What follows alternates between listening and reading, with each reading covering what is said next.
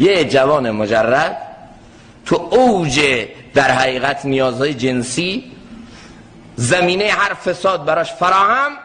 خب اگه ما باشیم چیکار میکنیم؟ ما که چشممون پاک، دلمون هم چیه؟ بگی؟ دل صاف. زلیخا هم به جای خواهر ماست. تمام. میشینیم و بعد به یک لجنزاری گرفتار میشیم که تاش ناپیداست. ما اینیم توجیه میکنیم. آقا این قصه رو الله تعالی چرا تو کلام خودش آورده؟ یوسف وقتی با این صحنه روبرو شد، نه گفت چشمم پاکه، نه گفت دلم صافه، نه گفت زلیخا به جای. چه کار کرد؟ چه کار کرد آقا؟ فرار کرد.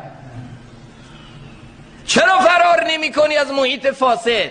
چرا فرار نمی کنی از زمینه گناه؟ چرا جایی که میفهمی نفس تو رو داره تباه میکنه، نفس تو رو داره تباه میکنه با دو تا توجیه غلط که چشمم صاف، دلم پاکه، نمیدونم این به جای خواهرمه، این به جای دخترمه، اونم به جای نمیدونم مادرمه، میشینی کنار فساد و آخر به فساد گرفتار میشی. چرا؟ آخه سنت انبیا اینه که در این طور شرایط فرار کنی مردانه. خیره یوسف وار میباید دوید. تعبیر مولانا اینه.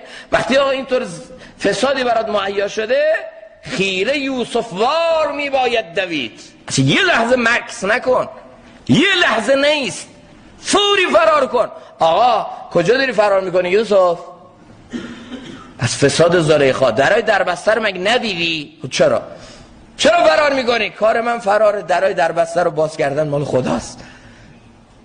تو فرار کن، اگه درا باز نشد بعد گله کن. به نفس مطمئن نشیم. اگر قرار بود کسی به نفس مطمئن بشه سر جاش بیسته، او یوسف بود. چرا فرار کرد؟ تا به من و تو درس بده.